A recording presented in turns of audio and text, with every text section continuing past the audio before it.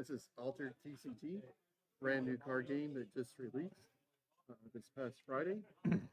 We are going to have more restarts later this week, probably Wednesday or Thursday. We currently sold out of everything we had gotten on Friday.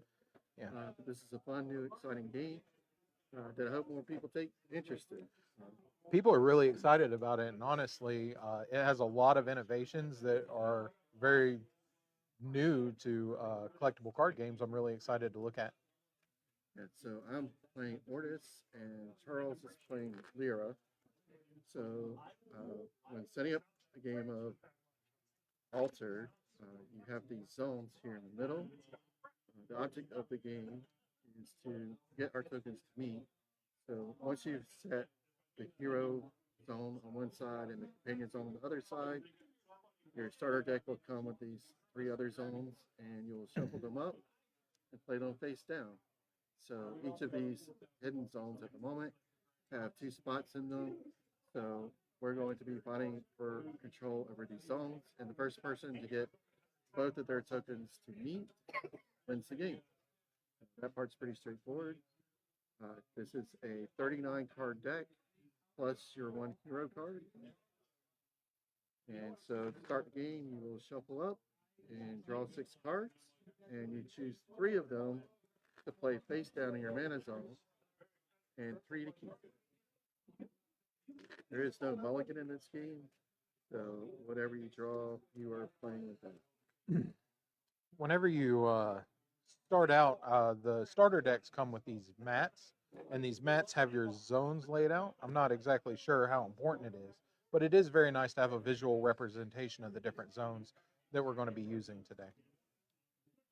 So you can play any card in your hand face down as mana. We draw 6, you said? Yeah, we draw 6. You will choose 3 to be your mana. So I'll choose those 3, and I'll keep the other.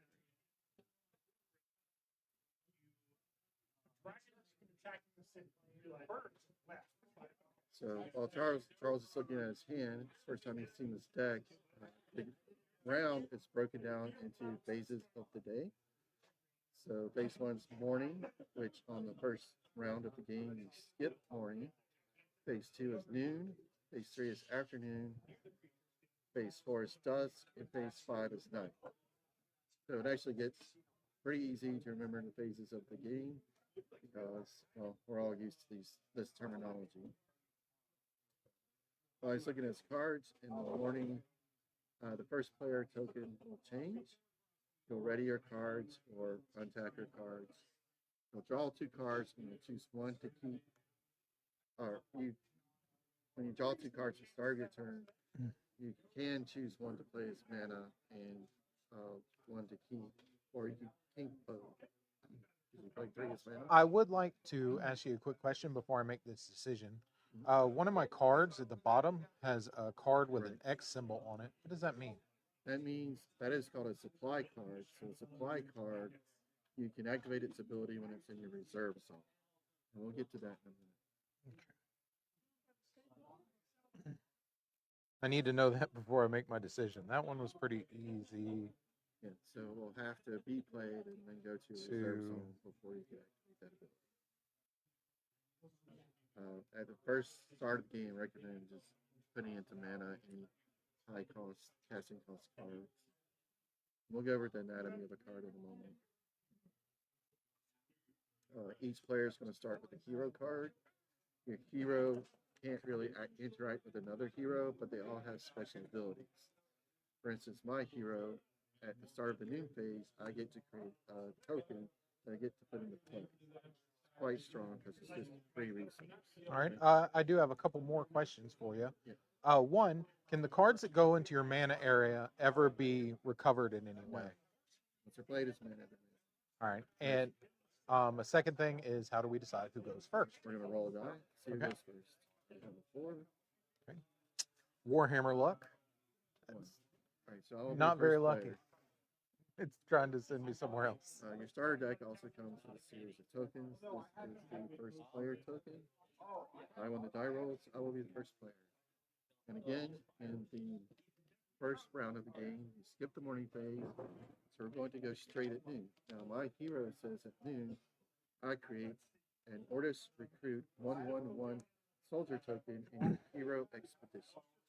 Right, both of these are labeled expedition, but we know this one is the hero side because we have chosen to place the hero card here, and this side is the companion side, and we've chosen to place the card there.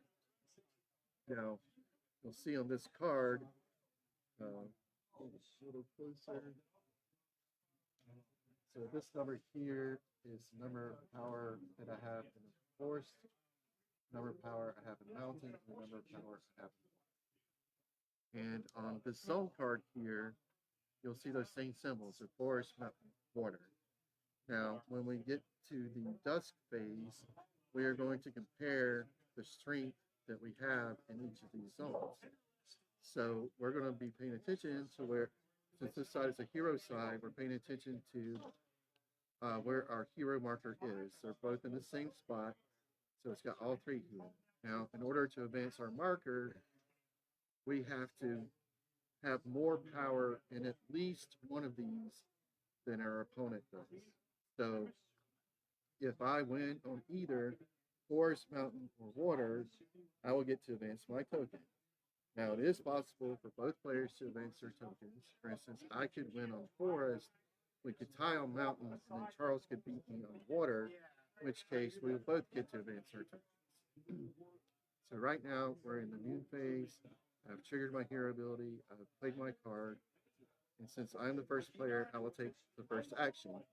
So in this game, we alternate actions. I'll take an action, and Charles will get a chance to take an action. For my first action, I am going to play Ordis Carrier. This is a permanent landmark. Landmarks are like enchantments from Magic the Gathering. You're going to put it into play. They're called permanents by the game, so they stay in play. So this card says, at noon, create an Ordis recruit 1/1/1 soldier token in your companion expedition. So since we've actually technically passed the noon phase, it's mostly sort of like the upkeep phase for Magic. You really only apply at noon effects in it, and then you go immediately to afternoon. So I actually played this in the afternoon phase. So now it is Charles's turn to play. Since we're in afternoon, I already passed the point where I could trigger and get this token, but next turn I'll be able to get it. I'm going to pay 2, and I'm going to cast an Ouroboros Trickster. Its casting cost is 2. It has 0 forest, 0 mountain, and 0 island, but it has an ability. I roll a dice, and on a 4+, it gains +2 boosts. What a boost is, it's equivalent to a +1/+1 counter in Magic. It's going to give +1 to each stat on the card until the end of turn. If I roll a 4+, this card gets 2 +1/+1 boosts. If I roll a 1, 2, or 3, it gets 1. So when does this happen? Is what I'd like to know. So this particular symbol on the card is an arrow, and your starter decks also come with these helpful cards as well. When it has the arrow icon, that ability triggers anytime it's played. So anytime it's played from anywhere, it will trigger. Okay. So when it's played from hand or from reserve, and we'll get to that soon. So I'll go ahead and roll a dice. I Got a rolled a 2. 2. So that means that it is going to get a boost of 1. So it also comes with these tokens. You can use dice, but since we're here in this demo game, we're going to use this. Okay. So it reminds you that it's 1 to each zone. Cool. Now, here's an interesting question. I performed an action. I pass back to you. You don't have an action? Well, right. So you pass back to me. I'm tapped out and have no abilities on my cards that I can do. So I'm going to pass. So I either have to take an action or pass. And once you pass, you're done for the round. So you can't try to bait. You can't try to bait out plays from your opponent by passing, because once you're passed, you're done. Okay. So I am essentially done for this round. Now your turn to take an action. I have an ability on my hero here that is Navinkin Blotch. Their ability is to tap to target creature you control. Then I get to roll a dice. On a 6, it gains the anchored ability. What does that do? So we will get to that, but essentially it allows you to keep your character in the zone, which is very powerful. Okay. But we'll get to that when we'll explain it once we get to the end of this round. On a 2 through 5, I gain 1 boost, which will be another +1/+1 counter. Or if I get a 1, it sends me to reserve. Yeah, so 1's kind of bad in this situation. But let's go ahead and roll and see what you get. So go ahead and exhaust your card. Oh, no. All right, so that's bad. And we'll get to why that's bad. So in this case, the card moves to its reserve zone, and the boost goes away. So it no longer has any stats on it. All right. So the boost token went away. Okay. All right, so do you have any other actions to take? Now that the card is in my reserve zone, the card has a reserve cost of 1. Yes, it does. I have Yeah, 1 1. mana left. Could I play it? Yes, you may. Cool. So you'll notice on these cards that there are 2 casting costs. The one on the top left is the cost when it's played from your hand. The one below that is when it's played from reserve. So in this situation, Charles is going to play it from his reserve. So what will happen is, go ahead and roll your die. 4. On the 4 against 2 boosts, right? Yep. So now it is a 2/2/2. Right? Also, since it was played from reserve, it gets a fleeting. And we will come to that in just a moment. Okay. All right. That is the end of my action. So you would pass. Since we have now both passed, we will go to the next phase of the game, which in this case is dust. So what we're going to do is we're going to compare the statistics in each expedition.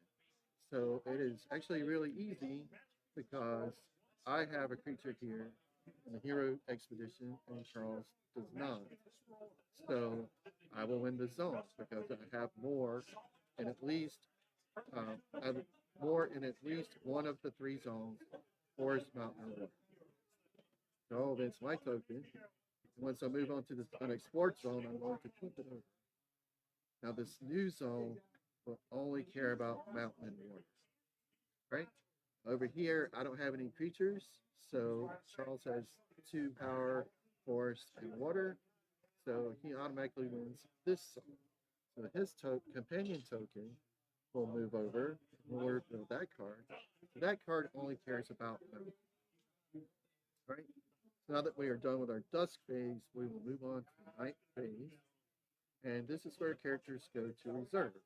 Now, this character is a token, so instead of going to reserve, it just goes away. It's removed from the game. Now, Charles's character would normally move to reserve, but it has a fleeting token. So instead of going to reserve, it goes to its discard. Right? And that. Oh, and at this point, we would check the number of cards we have in reserve and landmarks. And if they exceed what our hero says we can have in those zones, we would discard them. In this case, I believe all the starter deck heroes are 2 and 2. So I only have 1 landmark, so I'm good. And we will go to the next turn. Charles will become the first player. We will untap, or ready, that's the term in this game. And we will draw 2 cards. And we have the option to play one of them face down as mana.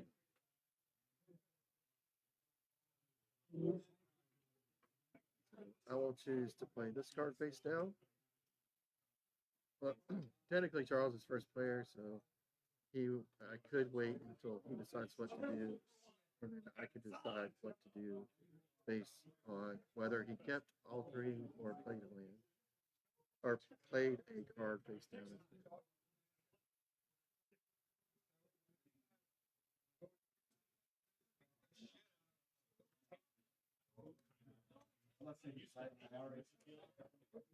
Right, Charles has also decided to play a card face down as mana.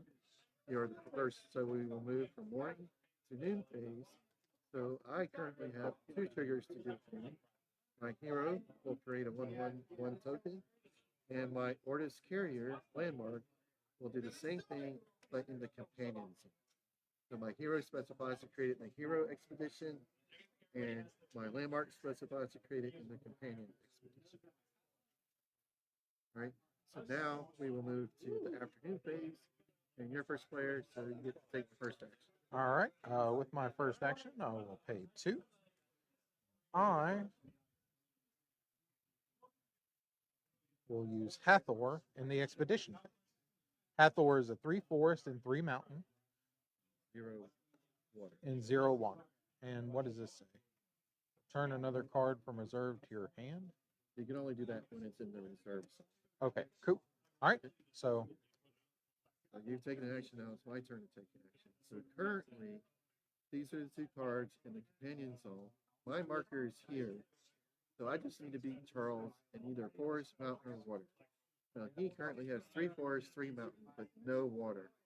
My only 1/1 token here, if we were to go to the dust phase, would currently allow me to advance my marker because I am beating him in water.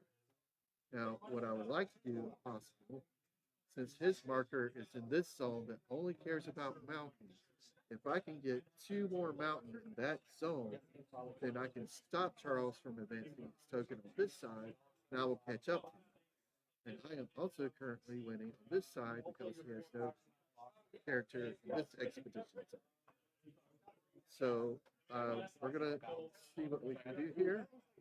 I'm going to tap 2 mana to play Monolith Rune Scribe in the companion expedition zone. And it is a 1/2/2. So now I have 2 forests, 3 mountain, and 3 water. So currently we're tied on mountain, and since his zone only cares about mountain, I would stop his marker from advancing. Now I played this card from my hand, and so this ability here, since it has a hand symbol, triggers anytime it's played from hand. It says if you control a token, resupply. So I control 2 tokens. So resupply means put the top card of your deck in reserve.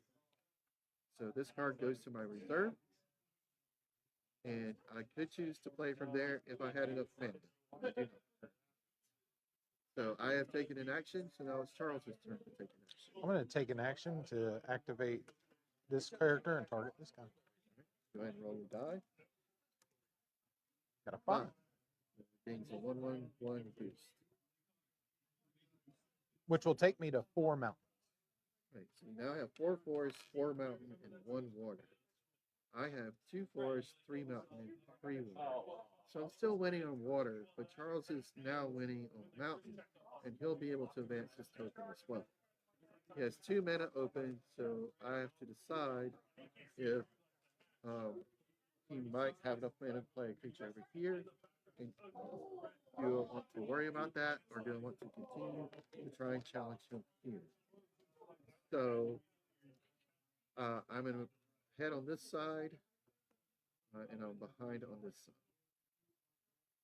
So what I am going to do is I'm going to tap 2 mana and play a charge. So this is a spell, since it has fleeting. So it will go to discard instead of reserve after it resolves. And it says characters you control gain 1 boost. So I control characters in the expedition zone, but even if I had a character in the reserve zone, it would not count. You only control characters that are in the expedition zone. So each of these will get a 1/1/1 boost.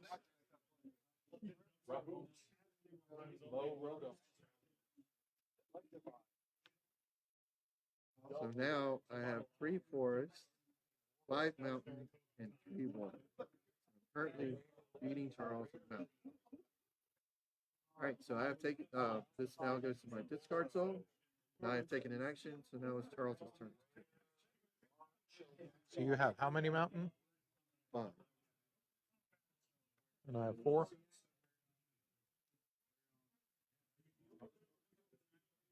And you have 2 over there. So I'm going to pay 2. I'm going to play Esmeralda here. She's going to give me an additional 2 mountain. 1, 2, 3, 4, 5, which will tie us. You have 6. 6? Yeah. 4, Okay. and 2. and then I resupply, put the top card of my deck into reserve. And again, this card has a hand symbol, so this ability will only trigger when it's played from the hand. All right. Alright, so you got to resupply with an all in. Alright. Now that it's my turn, I am tapped out and I have no other actions I can take, so I will pass. Okay. I am tapped out and I have no other actions I can take. I will pass. Alright, now that we have both passed, we will move from afternoon to dusk. And we will compare statistics. Well, this side's easy. He has no characters here, so I win this side and I advance my turn. And on Now this side, here, Charles has 6 mountain, yep. and I only have 5, so he will win on mountain. But I have more water than Charles does, because I have 4. No, I have 5 to his 2. So I beat him on at least one of these zones, so I get to advance my marker also. So we both advance on this side. All right. Now that we have completed the dusk phase, we will move to the night phase. When tokens leave the expedition zone, they just go away. Similar to how tokens cease to exist in Magic when they leave the board. It seems like I don't have enough Yeah, to we're gonna get to that right fit now. all my guys. So now this card did have a boost, but whenever a card moves from the expedition zone to reserve, it loses all of the boosts. So that boost is gone. And so at the night phase, at the end of the phase, or during the phase, we have to do the cleanup. So Charles's hero says he can only have 2 cards in reserve. So Charles will get to pick one of these cards to send to his graveyard, because he's currently exceeding his maximum. You are allowed to exceed your maximum during the turn, but at the end of the round, you have to discard down to your maximum. All right. So we have completed night. So we will go to morning. I will become first player. We will ready all of our cards. So we'll draw 2 cards. We have the option of playing one of them as mana. So in this round, I need to win on only mountain, and ideally also win on only forest over here. Whereas Charles can win on either forest or water, or he can win on anything over here. So that matters because some of your cards in hand may not have any power for the particular zone you need to win in. So that could be a good card to choose to play as mana.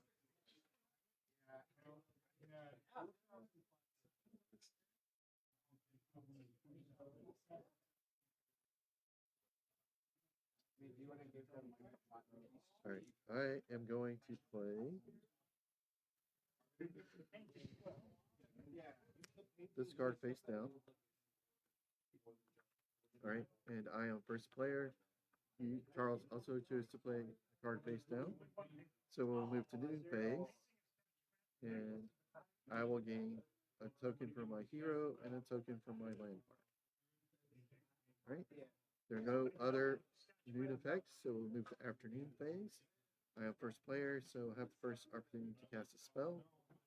I am going to go ahead and tap all 5 mana to play my monolith from reserve. And it's a landmark, so it goes on my landmark. Now it is Charles' turn to take an action. What does the monolith do? So this monolith says when a character joins your expedition, it gains 1 boost. So as long as I have this landmark in play, anytime I play a character to my expedition zone, it is going to gain 1/1/1 boost.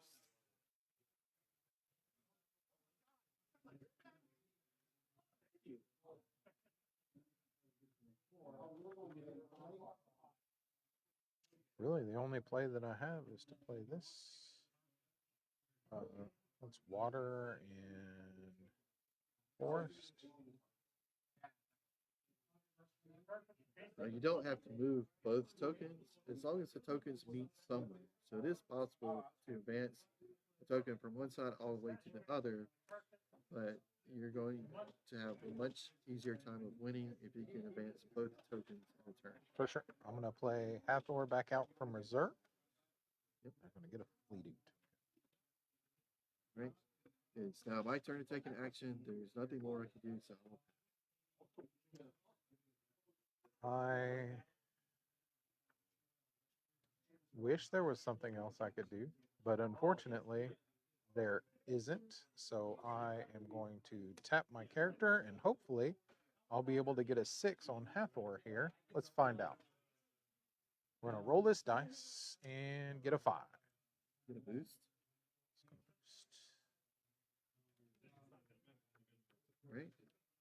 I have passed, so it's still any actions you want to take. I pass. All right, since we have both passed, we will now go to the dusk phase. Charles has no character here in this expedition zone, so I have one with at least one in forest. So I will advance this token, which will reveal this. We go over here. I only care about mountain, and Charles only cares about forest and water. So he is currently a 4 in forest and a 1 in water and a 4 in mountain. So I will not be able to advance my companion token, but Charles will be able to advance his companion token. Now, it hasn't come up yet, but this hero has the ability to give the character an anchor token. So what an anchor token would do is you would get to place the anchor token on the card, and then when we go to the night phase, which is coming up, instead of this character moving to reserve, you would just remove the anchor token. So it would actually just sit there, and it also means it will get to keep its boost.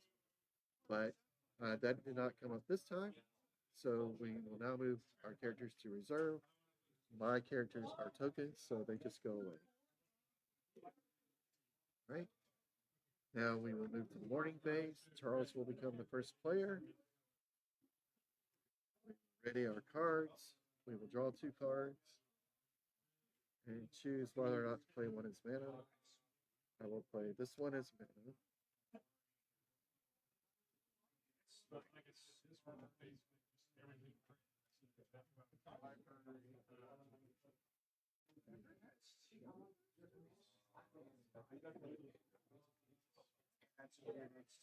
So I personally really like this game. There's a lot of depth and strategy to it, and they thought of some really cool abilities with all the cards. It's really quick and easy to learn. Right? Charles has chosen a card to play as mana. So we will move to noon phase. Noon. My hero will trigger. I'll get a token. This landmark will trigger. I'll get a token. And this landmark says they each get boosted by 1.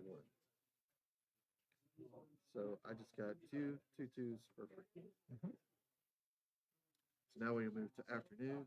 Charles is first player, so he will take the first action.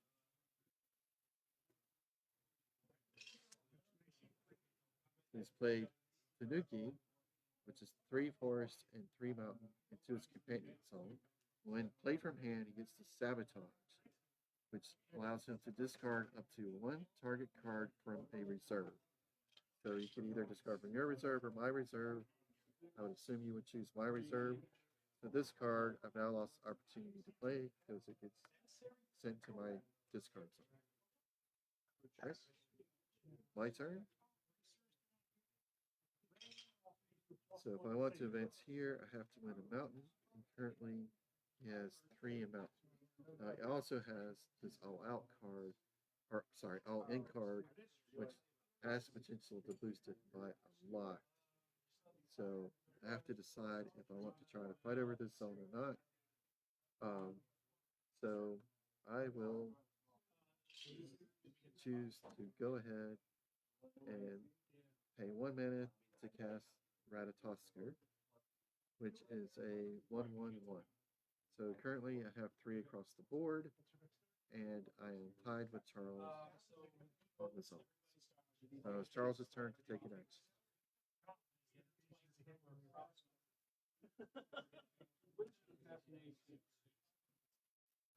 I'm going to play a Ouroboros Lyra Bastion. what it does is it says if I would roll a dice, I instead roll twice that many dice, and I ignore whichever one I choose. So now it's my turn to take an action. Mhm.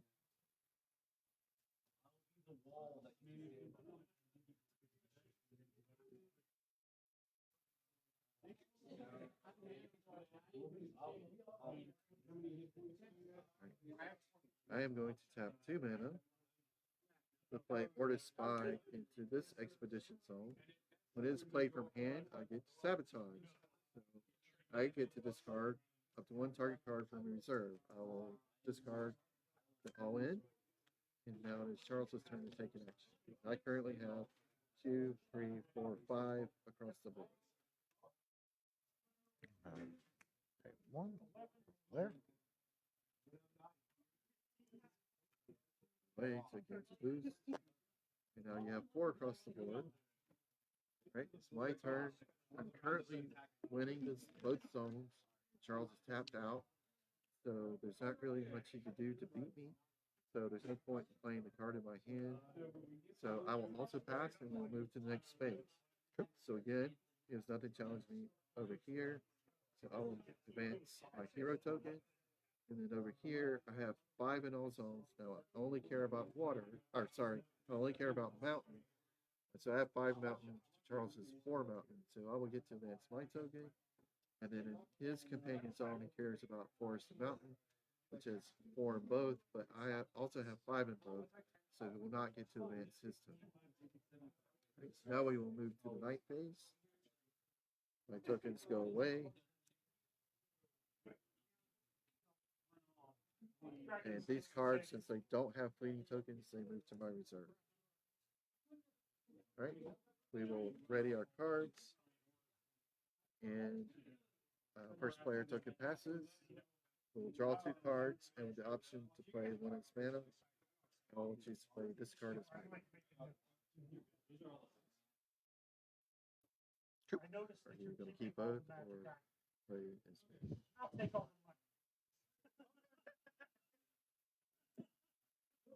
One is mana.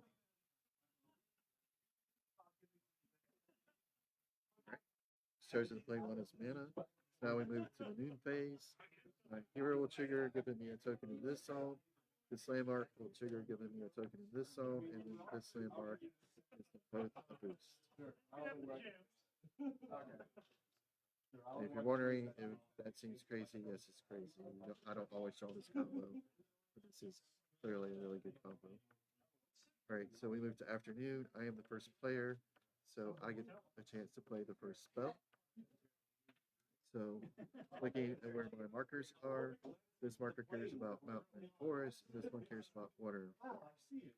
So, what I am going to do is I am going to tap 3 mana to play Ratatoskr from Preserve, because this number is a 3. So, it's played from Reserve, that's how much mana it costs. Now, he has this symbol. I think it's the first symbol we've got for the reserve trigger. So it's played from reserve. It says create 2 Ordis recruit 1/1/1 soldier tokens in my expedition. So Ratatoskr is a character, so he got a 1/1/1 boost from the landmark, and then he brings 2 friends with him, and they will each also get a 1/1/1 boost.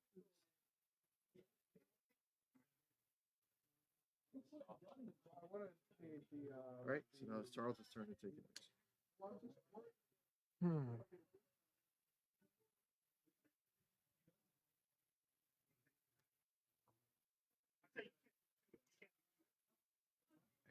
Three. I'm gonna play a Tanuki on this side and remove your spot. Okay. All right. So Charles still has plenty of mana untapped. Now remember, these tokens only have to meet. So if I win with either my companion or my hero, I will win the game because the tokens will meet. Now, if I want to play it safe, I could try to win on both sides. As long as they either meet or pass, first player to do that wins the game. So I think I have a pretty commanding position here. thanks to my landmarks. So I will tap 3 mana, play Makoba Legion Commander, and it says if you control 3 or more other characters, I gain 3 boost. So we've actually run out of boost tokens. My personal favorite. So it would gain 1 from the monolith and then 3 more because I control 1, 2, 3, 4, 5 characters. So it gains 3 from its own ability and 1 from the land. Sure. Now it's Charles' turn to take an action. I have one more action left I want to take, and I'm going to play the. Actually, I can win on anything here, so I'll play the Ouroboros Coupler. I get to roll a dice on a 4-up. I draw a card on a 1 through 3. I resupply, so I will draw a card. Right? And Charles was able to roll 2 dice because of this landmark down here. It allows him to roll an additional die, and he rolls twice as many dice as indicated, and he chooses the one he wants. Right? So now it's my action. I have 1 mana open, and I'm not able to do anything with my 1 mana, so I will pass. I'm going to use my hero's ability on the Ouroboros Copier. You know that word? Copier?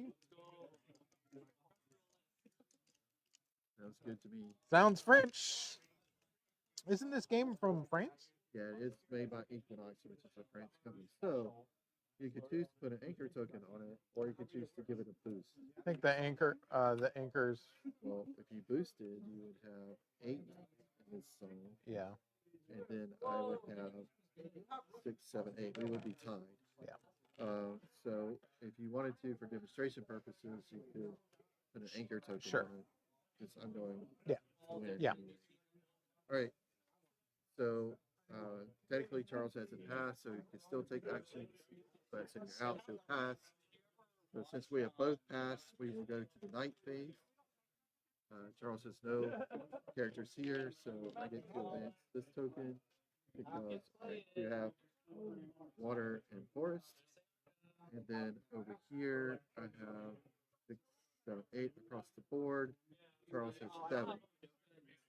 So I will win this zone, and I will advance this token. Now, why would you advance that token? Well, it matters in cases of ties. So on this turn, Charles had made his token to me, then I would still win because I advanced my marker 1 zone farther.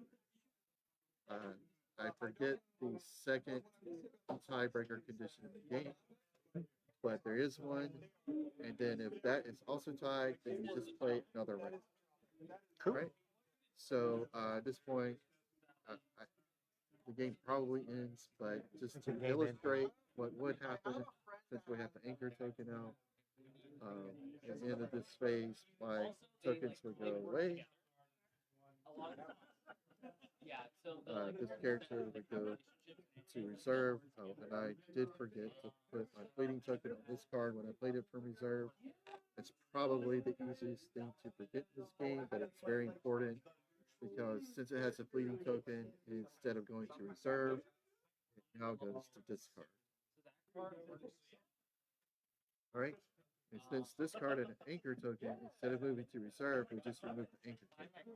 This is very powerful because Charles would have had to spend 4 mana on his next turn to play this card, but it just stays in play in his expedition. So as long as you can keep putting anchor cards on a character, it will continue to stay in the expedition zone. What would have happened if maybe I had played this from reserve and it had a fleeting counter? So in this case, since it has an anchor token, in the night phase, you just remove the anchor token. So it still stays in play, but still has the fleeting token. So if on Charles's next turn he's not able to put an anchor token on it, at the end of that turn, it would then move to discard. So once it gets a fleeting token, it has the fleeting token. Unless you have a card that removes the token. I haven't personally seen a card that does that yet. There might be one. There are ways to bounce cards, so you could bounce it from the expedition back to your hand. And so you could replay it again. Cool. So that is a game of Altered. Some other interesting things about this game is you'll notice that all these cards have QR codes. So there's an app for this game that you can download to your phone. And there are two ways you can own a card in Alter. You can own the physical copy of the card, and you can own the digital copy of the card. So when you scan this card with your phone, it goes to your digital collection with Alter.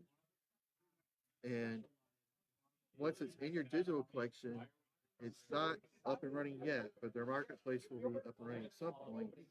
You can trade the digital copy of the card with other players.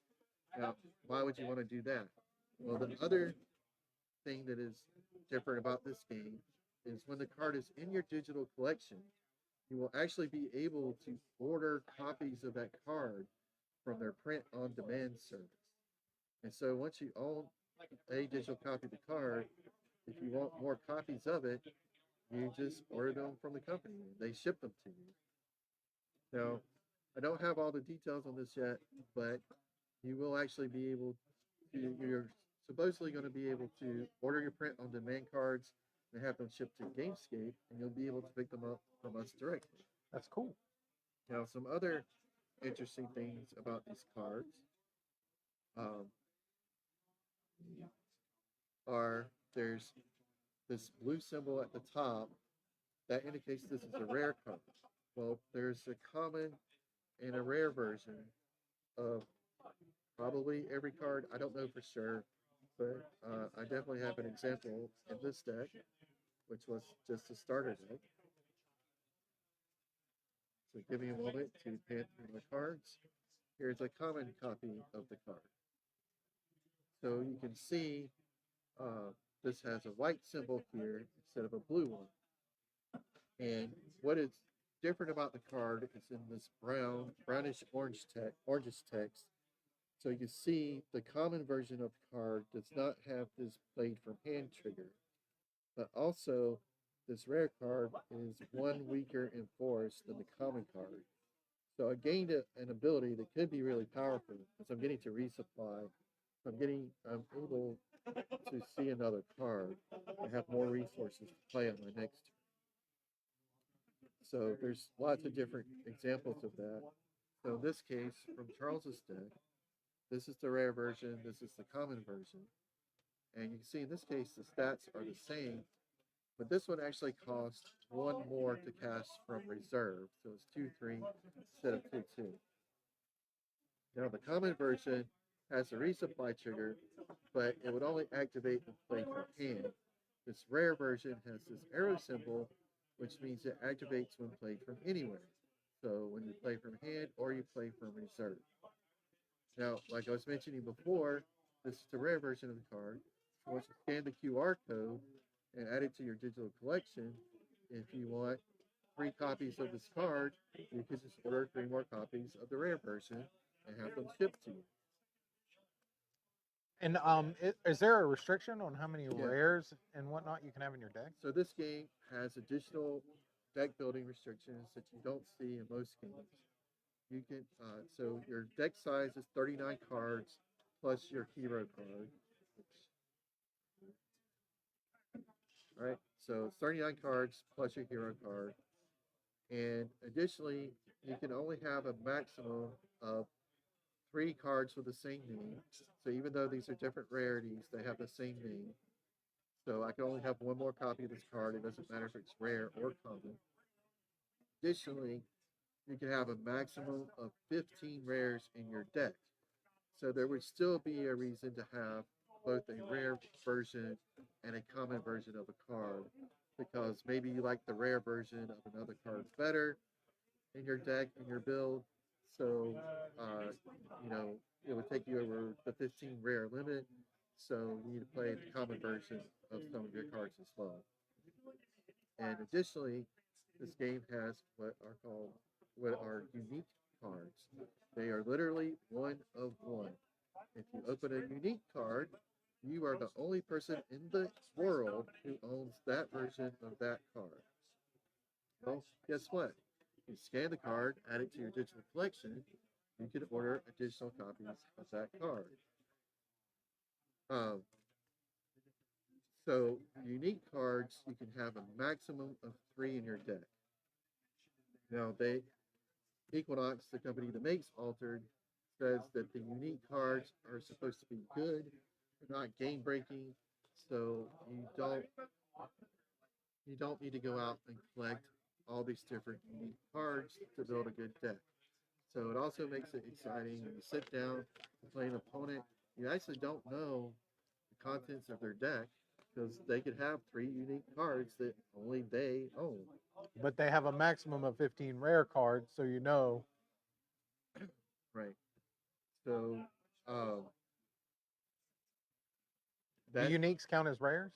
I don't remember. I meant to look that up before we started the stream, but I forgot to do that. Huh.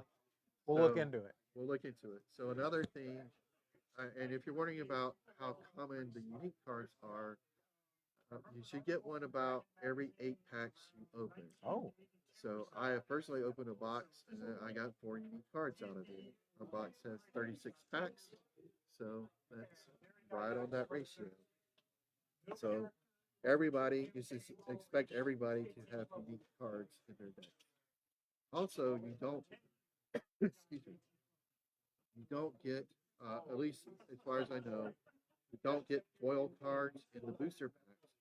What you get is a card with a QR code on it that you can redeem. So they come in different rarities. You can get, they're called foilers. So you can get a common foiler, a rare foiler, and a unique foiler. So if you like the card a lot in your collection, you can scan the foiler card and you can say, I want this card in foil. And then you can order that card for print on demand and get a foil version of the card shipped to you. cool. Well, this is exciting. I don't know how much I like music, but what are the different factions? Do you know off the top of your head? So there's 6 different factions. There's Ordis, which if you're playing Magic, it seems so. Now I haven't seen all the cards. I've only seen a few. It seems like a white deck, so I played a bunch of small creatures and I boosted them to win the game. Seems powerful. Uh, People rate the starter deck say this is the best starter deck, but I wouldn't necessarily say that translates into the best faction in the game. There is Axiom, which is kind of like an artifact deck for Magic, so you're building robots to do things with. Then there is a Bravos deck, which seems like a red deck, so it wants to try and win as fast as possible. If the game goes on too long, it becomes harder and harder for them to win. There's Luna, which feels like a green deck for Magic, so you're playing big, stumpy things. I And like Luna that. also seems to have several different ways to give its creatures anchored. So you can play a big thing and then you can anchor it so it doesn't go to reserve. Then you can play another big thing, so it becomes hard for your opponents to deal with. Seems good. There's Lyra, which has a lot of random effects. This may not be a good matchup for starter decks, but I have played Lyra. There are some very strong things you can do with it. It has, for instance, a card called Asmodeus, and you play it. Its type is character deity, and it is a 5/5/5. But when it comes into play, I think it triggers from anywhere. You roll a die, and on 1 through 3, it gains 3 boosts, so it becomes an 8/8/8. You roll a 4 higher, it gains anchored. So if you so this is a rare version. So this one is 4/4/4. So on a 1 through 3, it gains 3 boosts, so it will become a 7/7/7. This is the common version. This one is one that becomes 8/8/8. But this one costs 5, whereas this one costs 6. So you can play this one sooner. I like how you can tinker with the deck. Like if you want to lower your supposed mana curve, you could go with the rare version. But if Right. that wasn't as important to you, you could just stick with the common version, still have a very powerful card, just not as fast as the other version. Right. That's really interesting. Yep. And so Lyra is a lot about rolling dice to get these random effects. So it's going to be a very spiky deck. If you roll well, you'll do well. If you roll poorly, you won't do as well. But it's certainly a fun deck to play because there's so many different effects that it has. And then Izmir is one of the other factions. I haven't played Izmir. I've only seen a handful of cards, but it seems like it would be a blue-black type deck. So it's more of the control deck. I have seen one of its cards. You can play the character into an expedition zone, and you get to force your opponent marker in that zone to move its zone backwards. What? So that's kind of crazy for this game. You want to try another one real quick? Let's see. It's 9. Unfortunately, I can't play another one tonight, but we will play. I'll never get to play him again. He's 1-0 forever. Yeah, 1-0 forever. Oh, man. I really like this game a lot. I want to play more, so we will definitely play more. Plus, you got to get your own starter deck. We should be getting starter decks in soon. Yeah, we sold out of all of our inventory this weekend. Hot We are cakes. getting restocked on Wednesday or Thursday of this week. So we look forward to it, and I think you should really check it out because it's a really fun game with some unique concepts. If you have any questions about ordering or picking up the starter decks, just give us a call up here. Everything, as soon as it comes in stock, will be available at our online store. So you can pick that up as soon as we have it. Yes. All right. Thanks for watching. If you have any questions, please feel free to comment. Thank you guys so much. That was fun, Ben. I haven't toted a rear end whipping like that in a long time in a card game. Well, if I get that Asmodeus thing next time, I'm going to put it on you. That's what I was hoping to show everyone.